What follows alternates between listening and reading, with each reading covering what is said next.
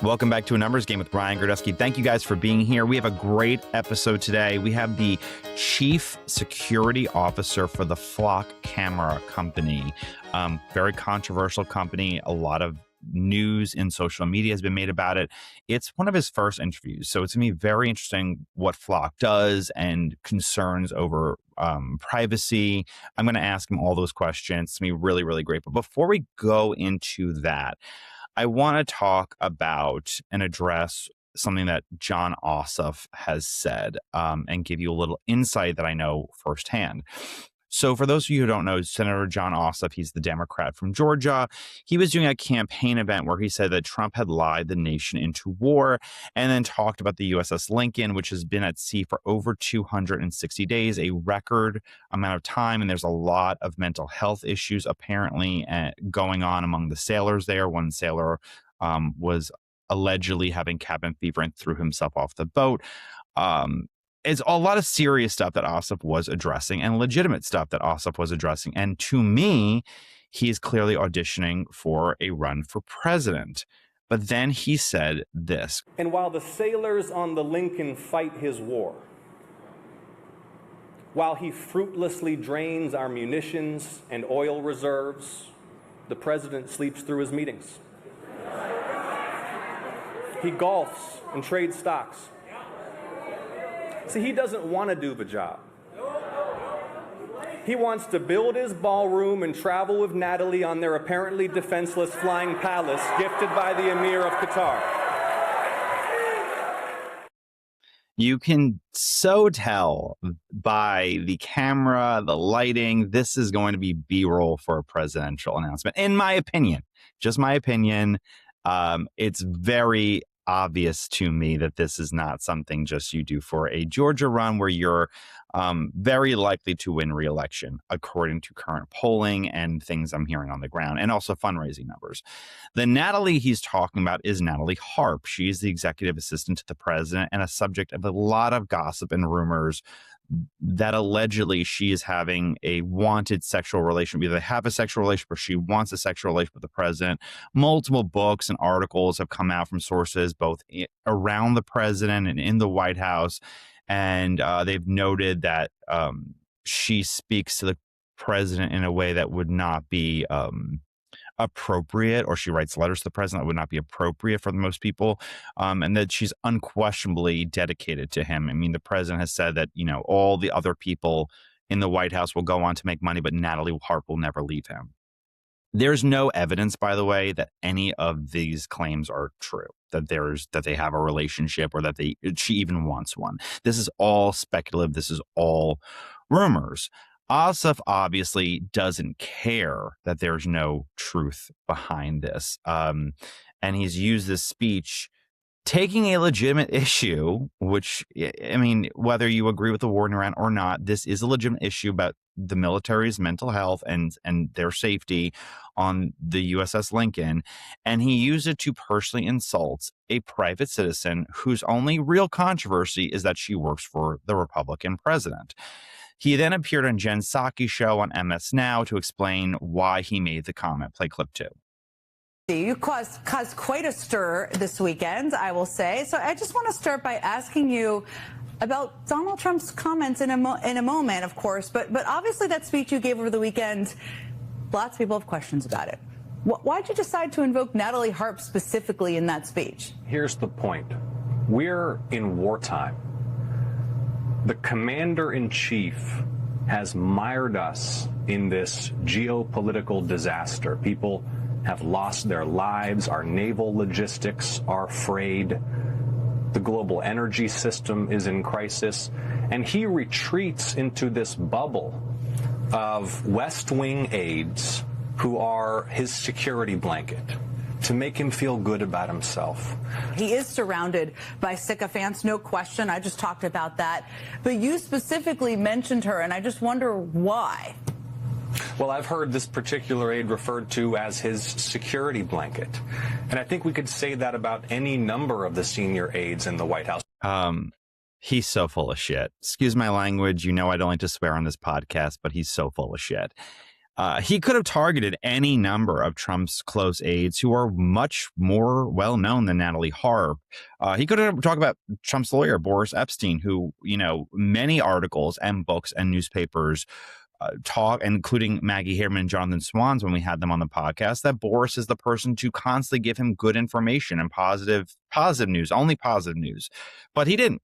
He didn't mention those people. He went after a 34-year-old woman, and he alluded to a lie that Democrats like to tell, because ultimately all these Democrats, regardless of who they are, regardless of how much they call themselves feminists and they're pro-choice, they love nothing more than attacking a woman. They do. I mean, it's not just Natalie Harp. It's Condoleezza Rice. They did it to Sarah Palin. They did it to Sarah Huckabee Sanders. They did it to Melania Trump. They did it to Nikki Haley. They did it to Amy Coney Barrett. They love punching a woman in the face. All these Democrats do. It doesn't matter if the woman's moderate or conservative, how many credentials she has. Condoleezza Rice is an incredibly talented and successful person who is, absolutely a role model for women, especially in politics. They accused her of having a sexual affair with George W. Bush throughout the entire presidency and even afterwards. Never true. Didn't matter. None of it matters. It's about insulting a woman and bringing her down to the lowest common denominator. Of course, attacking women is for being, having sexual desires or for being, a creature of desire or whatever the case may be is clearly bipartisan. Attacking women is a bipartisan thing. But unlike Republicans who absolutely do it, they did it to Kamala Harris in certain ways. The only difference is Democrats pretend they don't. They pretend like they're not every bit as sexist as they actually are. That's the difference. And that's what really gets under my skin and annoys me is you pretend you're a big feminist and you're just going after a woman and you're choosing the woman. You're not choosing the multiple men. You're choosing the woman because you like to put women down. That's how I completely see it.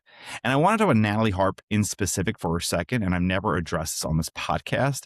I know a lot of commentators and people in, do podcasts we're going to talk about Natalie Harp. They have, and they're going to. Very few have ever worked with her. I have.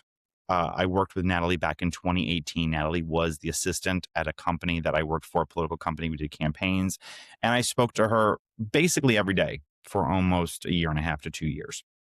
She is an incredibly professional person, very detail oriented, a pleasure to work with. Whether we got good news or bad news on the campaign trail, she never made it an issue. She showed up to work, fresh and ready to go, and never brought down morale, which is very hard on campaigns when things aren't going well. And usually, actually, in fact, she would bring up morale. And I'll say this from the time we worked together, we worked on 2 primary campaigns, Republican primaries campaigns, one we won and one that we lost.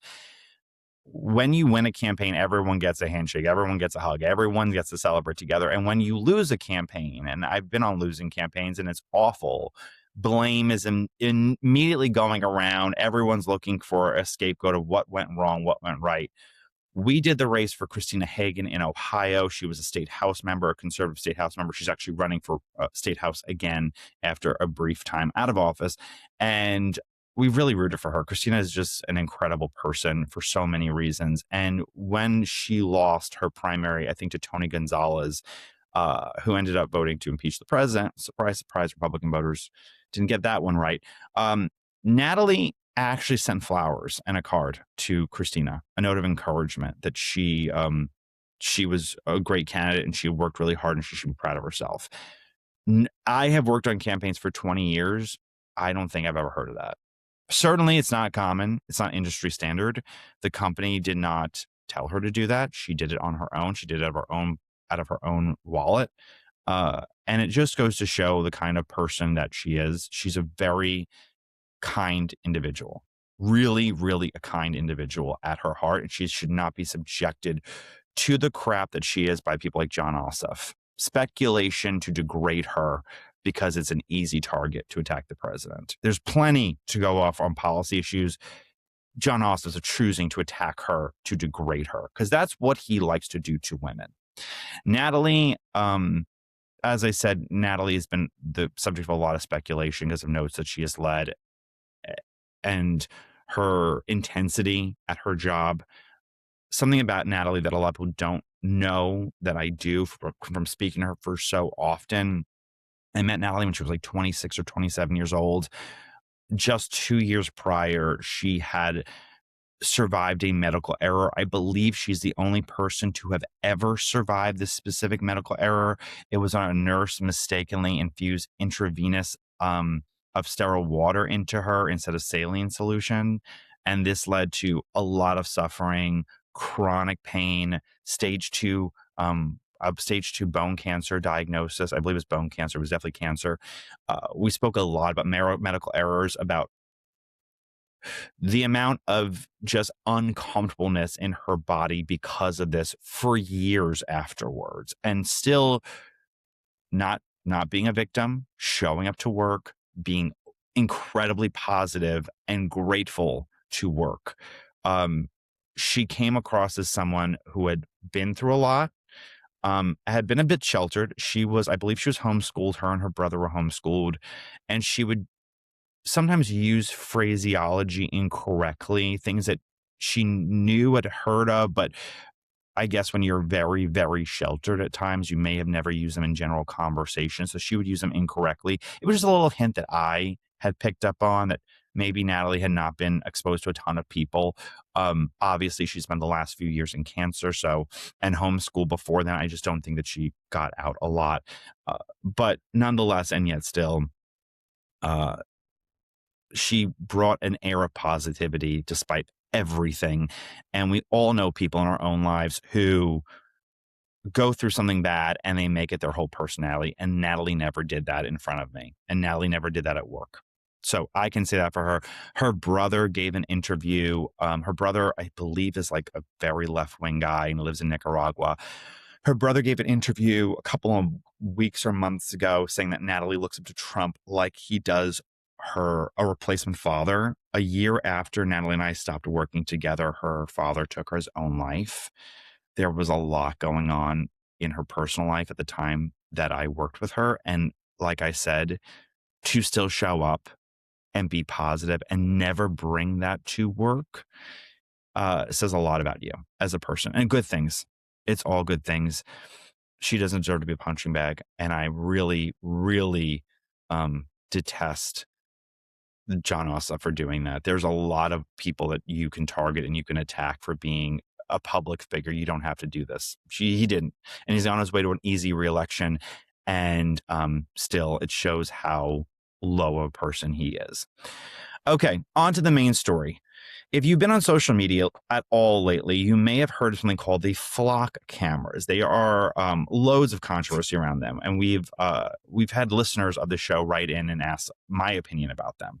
Flock is a surveillance company that was founded in 2017. It has over 120,000 cameras in 4,000 cities in 49 states, basically capturing vehicle data, tracking specific cars to look for recovered stolen vehicles, and generate investigations for leads about public safety. They capture the driver's license of the cars.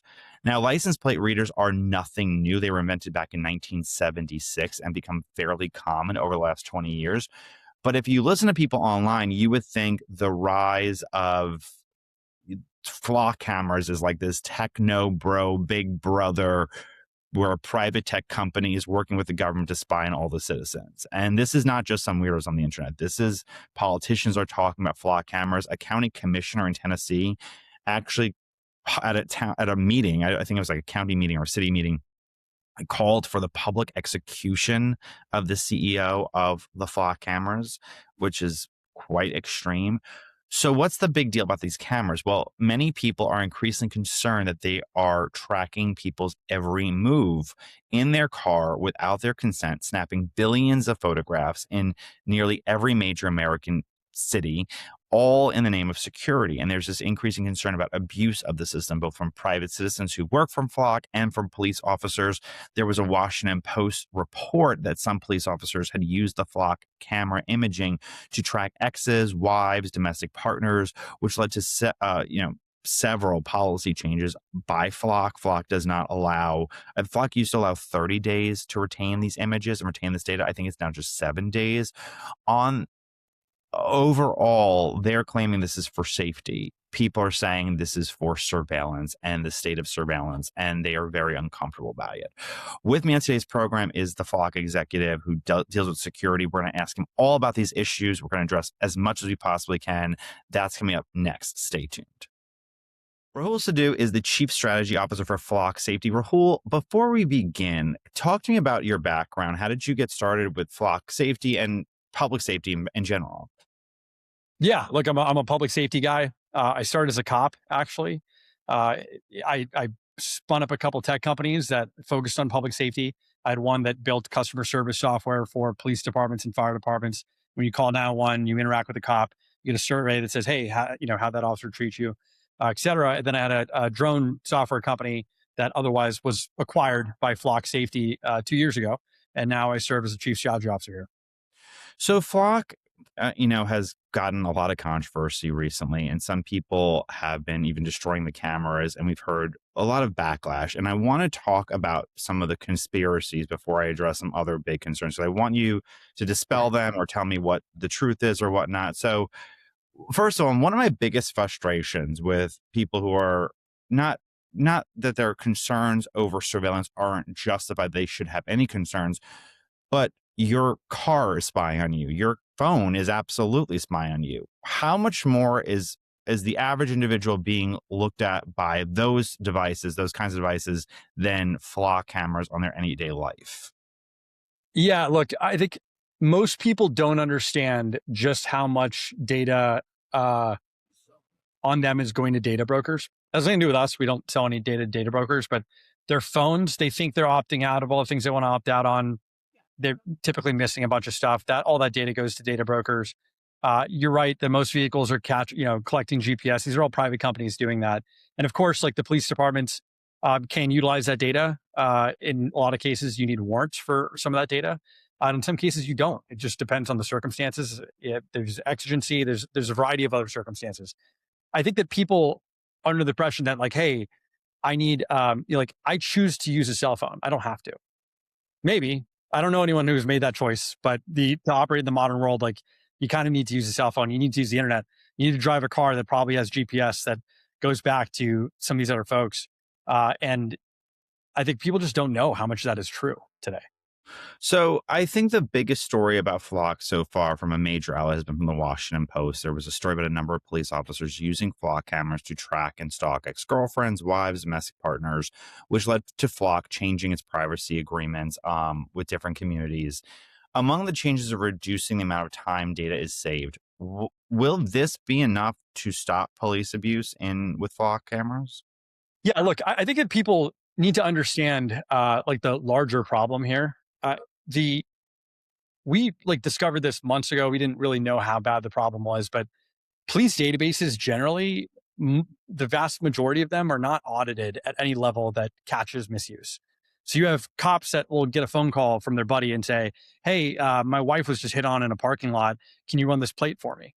And they'll do it and they won't get caught. Or they'll run their daughter's boyfriend's criminal background history, and they won't get caught. And then they'll, find some attractive woman driving by and they'll run her plate in the records management system and get her name and follow her on Instagram. They won't get caught. And these systems do not have any sufficient level of auditing. They have some state level auditing where it's really just based on random samples and people who make complaints.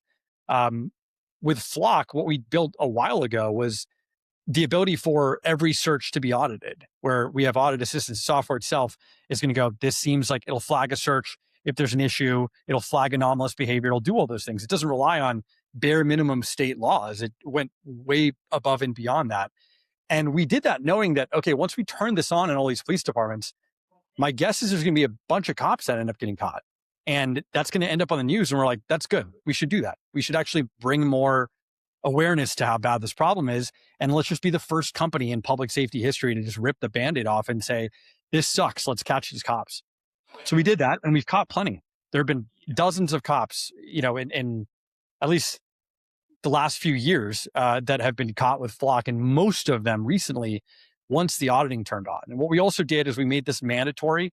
We made all this, you have to put a justification for every search that you do.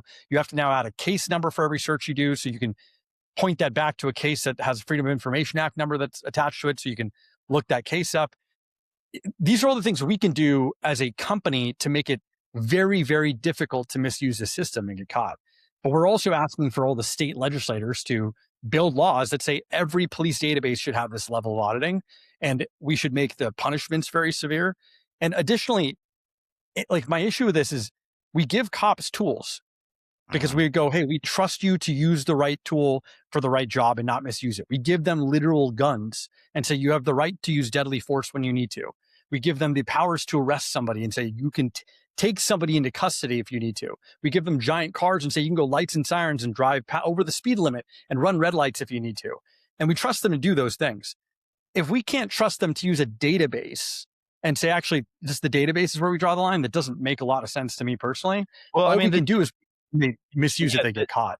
The difference, like, here's the thing, is that when a private citizen wants a background check on a potential employer on an employee, there are a lot of steps you have to show who you are, why you're doing it, have written reason for it. Is there any, I know police don't have the same exact thing, but like some of these police officers were looking at their ex-wives dozens of times for a single vehicle. Is there some mechanism that Flock could have where it says you looked at this car 25 plus 30 times, you need to now submit a reasoning as to why you're still looking at the same car? The reason you know that the cop that you're describing did that is because that mechanism exists. Okay. They got caught because the system knows this is anomalous behavior. They were either punching in something in the field that they shouldn't have been punching in, or there was just behavior that doesn't make sense. Like, why do you keep looking at the same car and you're using different case numbers or whatever the circumstances are? And so that immediately gets flagged. That's exactly how it works. Okay. But there's also the public accusation that Flock cameras are being used by private companies to tell insurers how you drive, to talk about which shops you're likely to go to. Is any of that information true? No. Okay. No, that's not true. The data that gets gathered by the cameras belong to the customers. We do not sell that data to other companies. There are competitors in the space that we have that make license plate reading cameras where they have exclusive relationships with data brokers, companies like Thomson Reuters, where they'll actually sell the ALPR data. There are competitors in the space that actually have ALPRs on like repo tow trucks that drive around, and that data goes back to the police department, and it's this kind of messy system. We've opted to not do any of those things. We're a company that doesn't actually sell the data.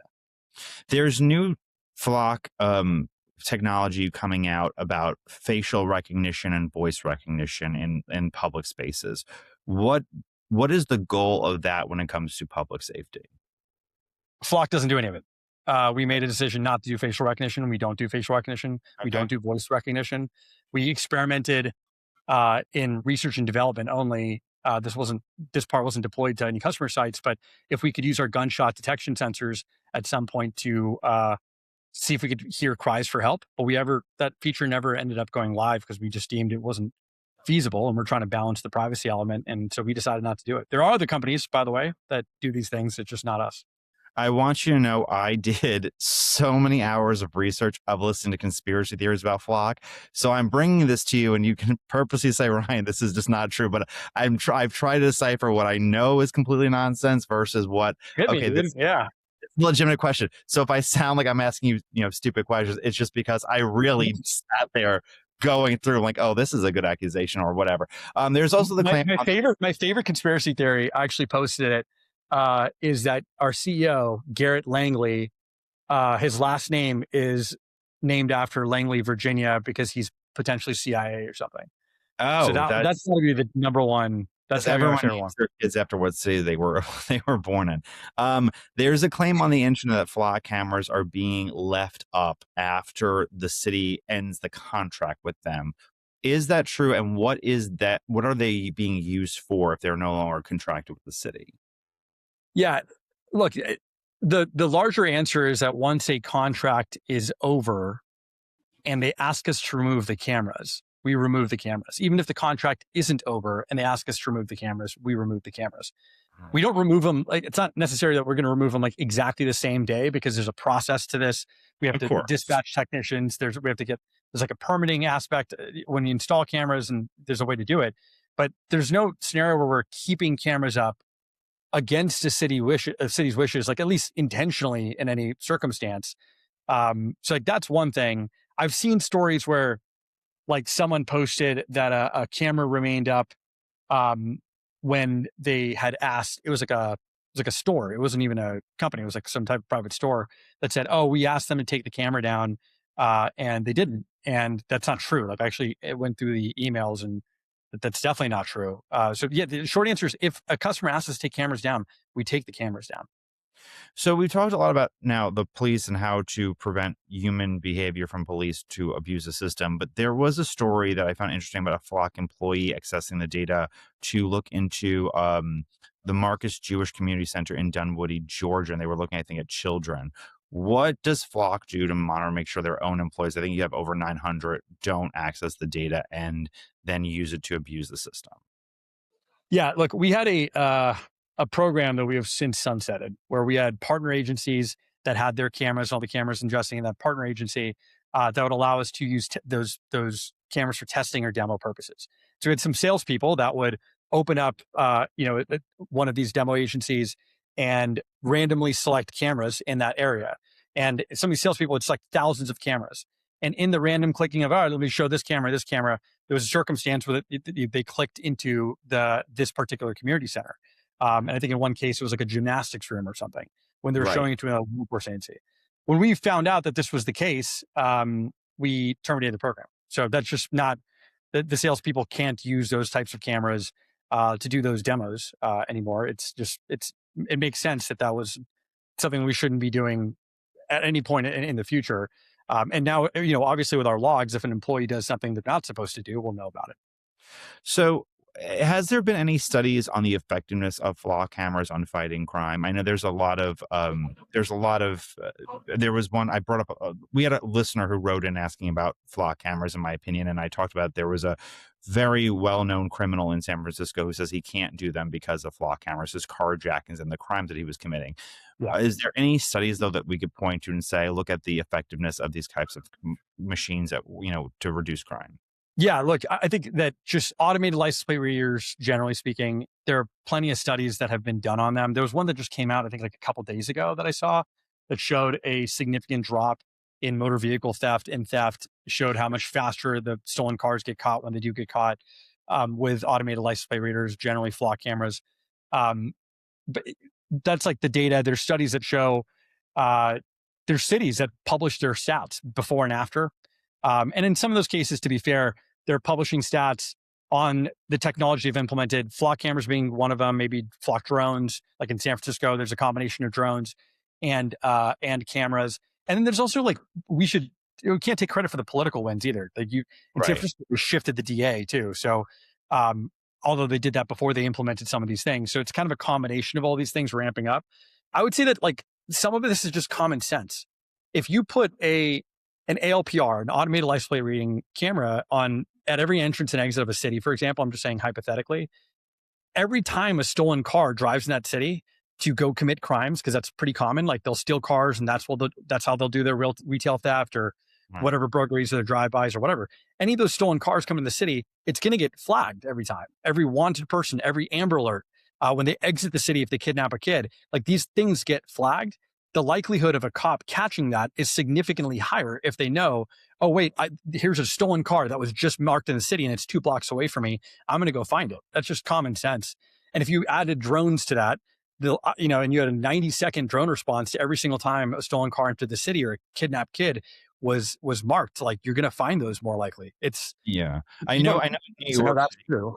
I know in New York City, a lot of stolen cars are used to transport ghost guns, which, I mean, in New York City growing up, and I haven't looked this in the last few years, but it was always the case that the majority of gun crime was committed by illegal guns, so driven in from other states.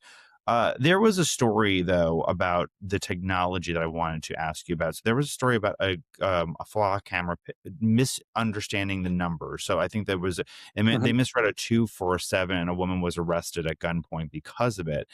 uh, how has Flock as a company worked to improve the technology? And is there a human person looking at what the AI is picking up and double checking and saying, "Oh, the technology just misread this"? Is any of that existing to improve the overall quality of the equipment and the Yeah, technology? look, I'll do a quick short answer on your second question, and the answer is absolutely. It's like required. That's the point. The first thing I'll say is that it is, from a technology standpoint, I would say our capture rate and how the technology actually works is the highest in the industry in terms of accuracy. But in cases where there's like a variety of cases that I've seen where like the wrong car gets pulled over. So I'm just going to break that down. One is a genuine misread, which is the scenario you described. It's a 2 instead of a 7. That's solved because if the officers do what they're supposed to. An ALPR hit by itself is not reasonable suspicion to be able to pull over a vehicle. You have to confirm that the hit actually belongs to the vehicle. So if you see, it'll show you on the screen Flock hit, it'll tell you what it thinks the license plate is. The officer's supposed to look at the plate and go, that's the same plate. Think about it in the context of no technology. If a witness, what we did before ALPR was way worse. You'd have a witness that would call 911 and say, it was a red Toyota Camry, or it was this plate. And the officer would go find whatever car that could possibly match it. The odds and likelihood that they would pull over the wrong car was actually higher back then than it would be if it's like a machine doing it and the officer verifying the machine. In Austin, they did a study when they were using ALPR, and they pulled over like thousands of cars. I don't remember the number off the top of my head. And 0 of them were wrong stops because they followed the policy. They made sure that they would pull over the right car every single time. Then you have another issue, which is like, these are running off of federal databases. These databases exist whether Flock exists or not. And officers will add plates to those databases if they get a police report that this car was stolen. And if they write the plate wrong and it goes in the database incorrectly, like that could create a scenario. Like that happens at times. And it's hard because Flock doesn't own that database. We can't tell, no company can really tell if that officer entered the right one at any given moment. But again, you compare that to, that's going to happen if you take the license plate reading cameras away anyway. Like it's just an officer stumbles on the vehicle and runs the plate. It's going to be the same problem. And then you have the issue where you have, I would say, like, not the best police work. This is where you have a scenario where you don't have a full plate and you have a red Toyota Camry. And like I said, like someone calls 911 and says it's just a red Toyota Camry. And an officer goes around and they find a red Toyota Camry and they pull it over. And the Flock system, Flock system does is, here's the last red Toyota Camry to be in this area. That's it. That's all it tells them. And they go find that exact car and they pull it over. That's not like, it's just a lead. You're supposed to do a full investigation. In a case that I read recently, it was kind of a tragic case. There was a car that was pulled over. It was the wrong vehicle. And they had a description of the vehicle. The ALPR camera said this is where it was, just like a 911 caller would have done the same thing. And they pull over the vehicle and then they did some type of kind of, let's say, like lesser investigation. And that woman had like legal troubles for like a while because they just didn't do a good investigation. So I'd compare it to like 911 callers before I'd compare it to anything else. Well, it sounds a lot like, and I think this is where average citizens are versus where I think what you're saying company policies is that the you're saying a lot of the mandates to double check work should be on the police force and not on the Flock company. And I think that people are expecting Flock itself to double check. There are things we're responsible for, but there's things that we can't have an impact on that, like an officer is legally required to do in the field. Would Flock even have the legal authority to check police work while they're in the middle of it? I don't know this answer at all. I'm just curious. Legal authority is tough because this is like kind of a general question. I would say that it's really difficult to determine that, like from a software standpoint. Right. I can't think of a technical way where the Flock software knows that the vehicle they pulled over was correct. We've done everything we possibly can to make it as easy as possible for the officer to confirm it. But at the end of the day, like this is a policy thing. It's the same way that if you use 911 dispatch software and the dispatcher enters the wrong information, like the CAD, the dispatch software can't determine that the dispatcher entered red shirt when it was supposed to be blue shirt. That's kind of the issue with this technology. And I can give you like 10 other examples in policing where you just have to I'm just kind of going through what I've read and about everyone's general concerns and expectations. And I think the expectations of a private company versus the public police are the weight of expectations are on the private company, not the public police, which is just what I'm just trying to decipher. What is Flock's goal, I think, like in the next 5 years, and their hope, if they can, when it comes to public safety and how this technology can work for public safety? It's a lot simpler than people think. It's the same thing that we've been doing. It is like, we don't believe that you have to sacrifice some, like when people kind of compare privacy to safety, like we believe that you can build the guardrails and give officers an opportunity to go rescue as many children as possible and solve as many crimes as possible. If we didn't believe that as a country, that we can't trust our officers with tools like this, it's difficult, because then, like, there's plenty of tools we just start taking away from the police and then just deal with the ramifications on crime and safety. I think that all we're trying to do is stop as much crime as we can and help our cops, like, solve that crime and save as many missing kids and find as many missing adults as possible. And we're doing it at the local level. You know, it's someone needs to help the cops, and there's plenty of companies that are trying to help the cops do their job and keep the community safe. And that's our goal. There's no secret goal. That's the goal. Total sidebar. I just thought, was the flock cameras used at all to try to help Savannah Guthrie's mom's case? It's a good question. That area has some flock cameras, has other companies' cameras. I know that there's a series of issues in that area. Their data sharing in that area is not, every community gets to choose how much they want to share data with other agencies. When you have a case like that that's crossing county lines, crossing state lines, you're ending up having to try and share as much data as quickly as you possibly can with other agencies, including potentially federal agencies. And if your agency does not have a data sharing policy that makes that fast and easy, and that kidnappers, you have a delay in how long the call took, and the kidnapper, let's say, is hours away from that area, you've kind of lost the vast majority of your ability to investigate that in a short period of time. And I don't want to speak about any ongoing law enforcement investigations, but that's what I'll say. It becomes really difficult to do investigations. That's like a trade-off that every agency makes when they make their data sharing agreements. So last question is about the political side of things. Definitely Democrats, so a few Republicans as well, but a lot of Democrats have really jumped on the flock camera as like their new populist issue. Bernie Sanders is probably the most popular politician and most prominent politician to call for an outright ban on your company. What is, for decades, crime was the populist issue that people really cared about. And as crime has rescinded, people care, I guess, more about other issues than crime, just because they assume it's going to be like this forever. What ramifications would this type of technology's ban specifically? I mean, one, why is it only your company, not other companies that do the same exact thing? And two, what would ramifications around banning this technology as a whole happen when it comes to police force work, in general, when it comes to fighting crime? I would urge everyone listening to your podcast to talk to the cops they know and ask them that question, because they'll have a pretty good answer if they're using this technology today. I have my opinion. My opinion is that we are finding more missing kids and more missing adults and more stolen cars. We're preventing crime from occurring when you take the stolen car out of play the moment it enters the city. There's a deterrence factor. Like you said, that guy who's like the prolific criminal in San Francisco is saying, I can't commit crime in San Francisco anymore because the cameras will catch me and the drones will catch me. And they just go to a different community that doesn't have the technology. They would victimize that community instead.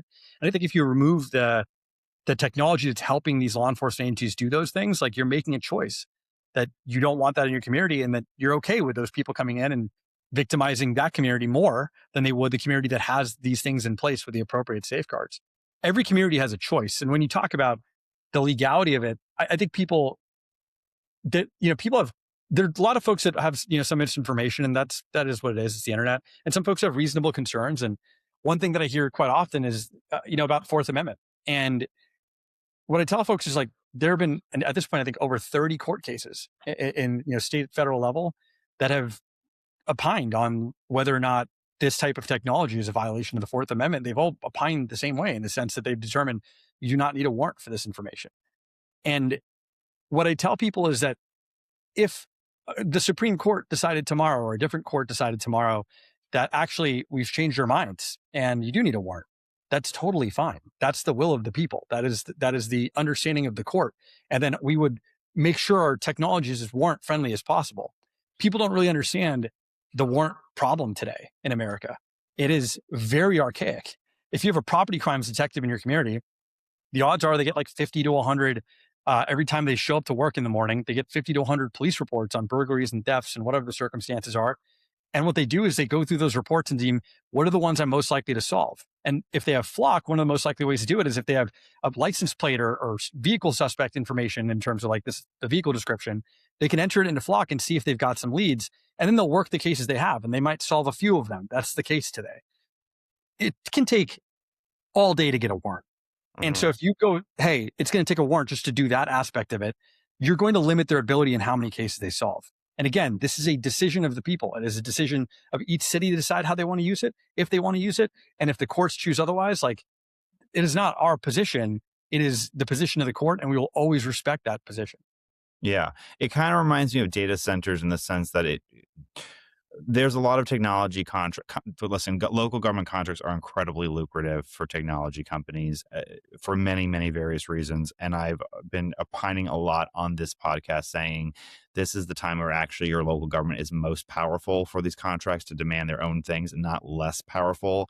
If they're conceding too much to technology companies, it is their fault not to realize the moment, not vice versa. So anyway, where do people go to read more about what you're working on, what Flock is working on? Give us a social media link that they should be checking out.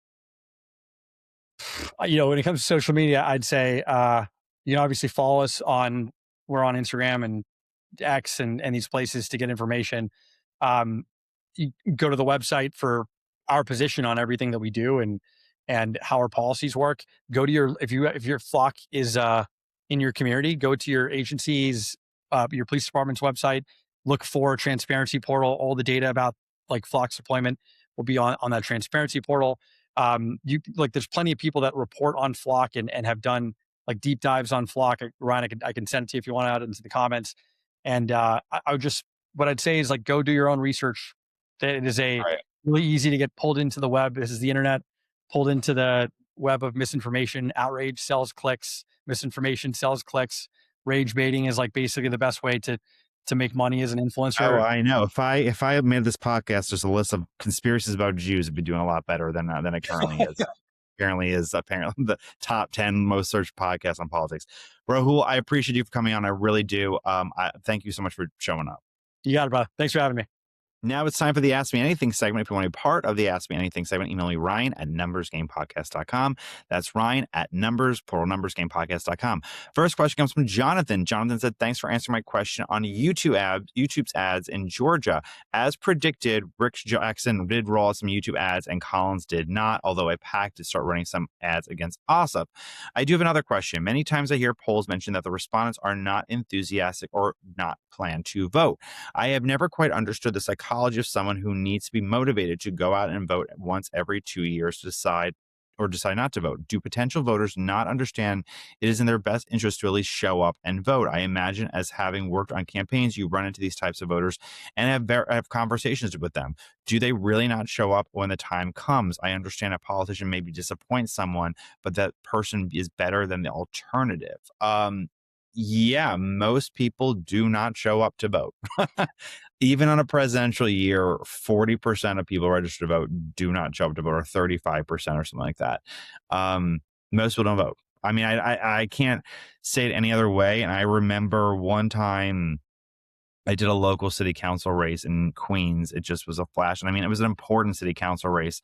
And this is decades ago. And I ran into someone I went to school with. That's how long I've known them. I went to grammar school with them. I've known them since I was 5 years old. And his name was Danny. And I said, Danny, did you go and vote? And I said, yeah. This is a this is a general for city council. So it's an odd year election. So it was like 2013, I want to say. So there's no other, it was mayor's election, nothing else. Or 2009, it was 2009, I think.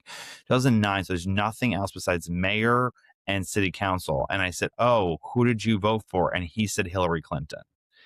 Hillary had obviously run the year before, and he had no idea. So he had not voted. He completely lied. I've had candidates, by the way, candidates who have run for office who tell me straight to my face, I vote in every election. I'm up all night watching the returns, and I'll pull up their voter registration history and they don't vote.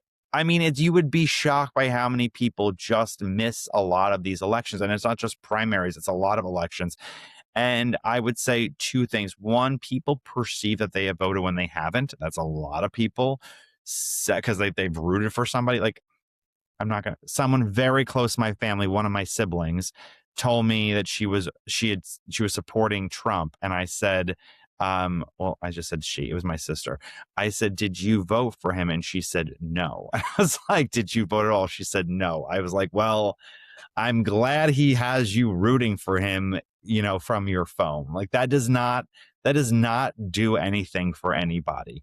So I think there is like a perception of people like that who just, they think they're involved because they are, saying things or retweeting things or posting things on Instagram.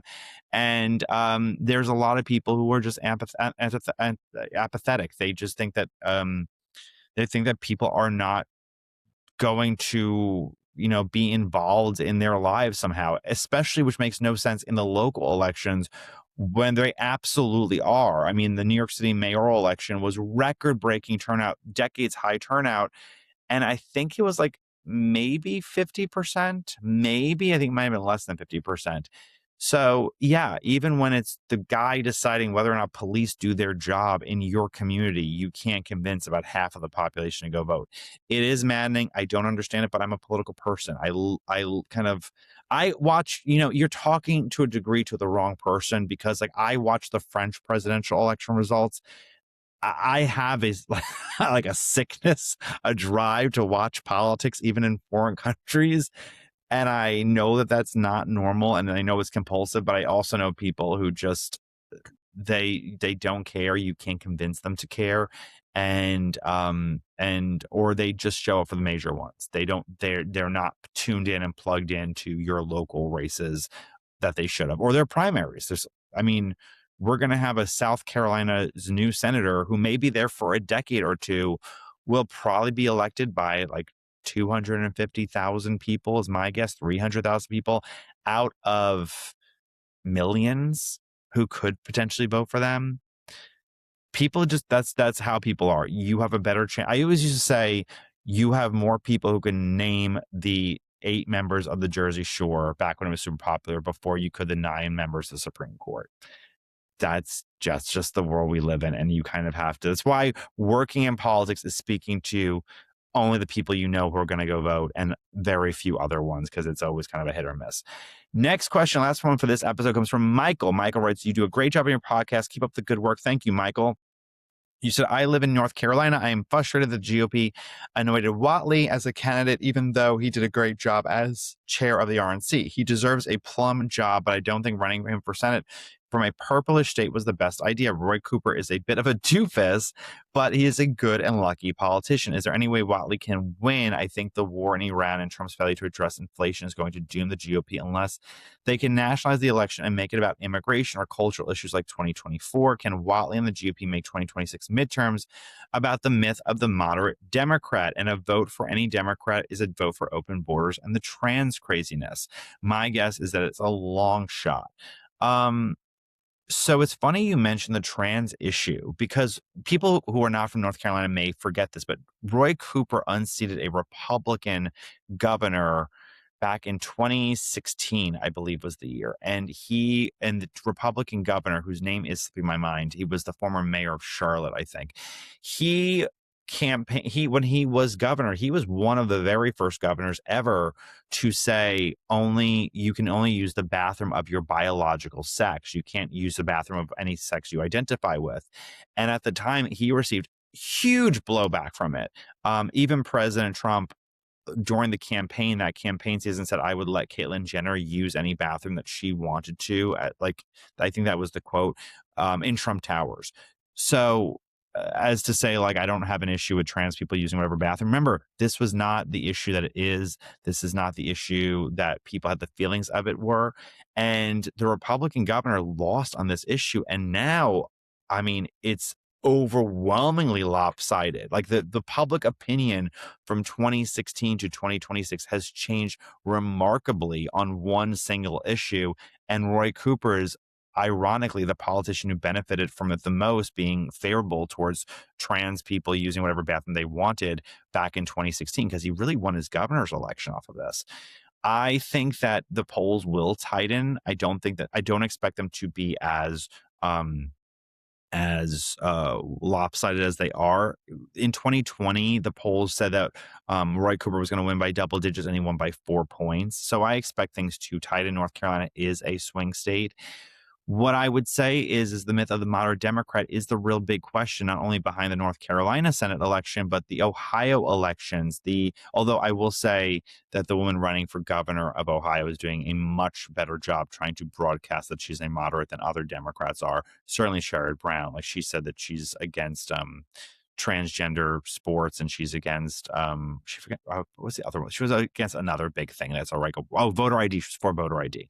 So she's doing a better job than others are. But I think that that's what you're seeing play out in Iowa. Rob Sands, who's running against Zach Lane. That's what you're seeing in Texas. That's what you're seeing in so many of these places, these red states where it's, I wouldn't say super competitive, but more competitive, is because they're trying to say, no, I'm not like these crazy people. And I think you saw a bounce for Republicans while Graham Plattner was the nominee, because he did kind of paint everybody as that crazy person. They're going to try to do it to El Said over in Michigan. They'll try to do that with Mandani.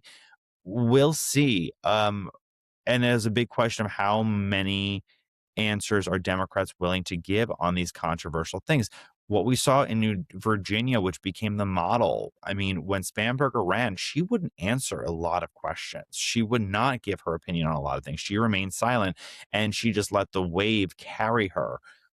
It will be a question of, do we see an open mic situation where one of them admits that they want open borders, where they don't care about transing of children or puberty blockers? Like, this will be a big question if some of them kind of crack, because a lot of these moderate Democrats, it's just, they're socialists who don't hate Columbus Day. Like, that's really what they are, and that's what they're trying to broadcast themselves out to be. So I don't know. I think polls will tighten. I think that he's probably going to do worse than polls say, but that's the big question, and you nailed it on the head. The Iran war and inflation. There's got to be a different kind of beat before we see Republican numbers really improve. All right, that's it for this episode. If you like this podcast, please like and subscribe on the iHeartRadio app, Apple Podcasts, wherever you get this podcast, and on YouTube. I appreciate you all, and I will see you guys on Friday.